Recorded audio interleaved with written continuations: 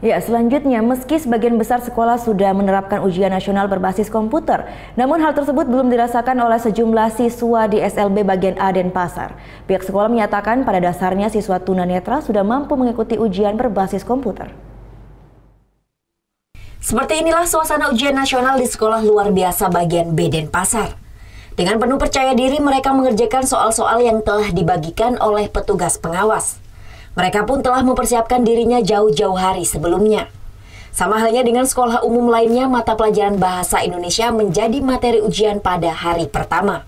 Kalau persiapan kita semua sudah sejak dari selesai ujian sekolah, tentunya mempelajari segala materi-materi yang telah diberikan oleh setiap mata pelajaran dari pihak guru masing-masing pelajaran.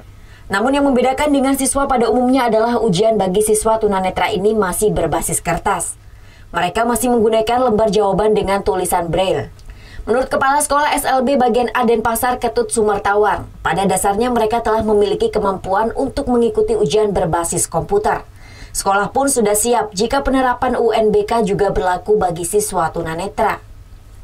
Memahami, sudah mengerti bagaimana mengoperasikan komputer, termasuk ya laptop, dia bisa mengoperasikan tentang HP yang Android, semua mereka sudah dikasih atau ada cara-cara tertentu, terutama berbasis dengan suara. Jadi mereka apapun yang ditekan itu akan mengeluarkan suara, jadi ada soundnya, sudah disetting sedemikian rupa. Kemampuan siswa tunanetra sudah setara dengan kemampuan siswa sekolah umum. Hal ini juga terlihat dari bobot materi yang diujikan serta lama waktu pengerjaan soal. Hanya saja karena harus membaca huruf Braille, mereka diberikan toleransi waktu selama 30 menit dengan total waktu 2,5 jam. Surya Sanjaya melaporkan untuk NET. Oh yang beneran? Iya, oke. Nah, udah kan nonton beritanya? Jangan lupa di-subscribe, di-like, dan juga di-komen ya akun YouTube dari Net Bali. Terima kasih udah subscribe. Yang belum, jangan sampai lupa. Di sebelah sini nih. Tetap subscribe.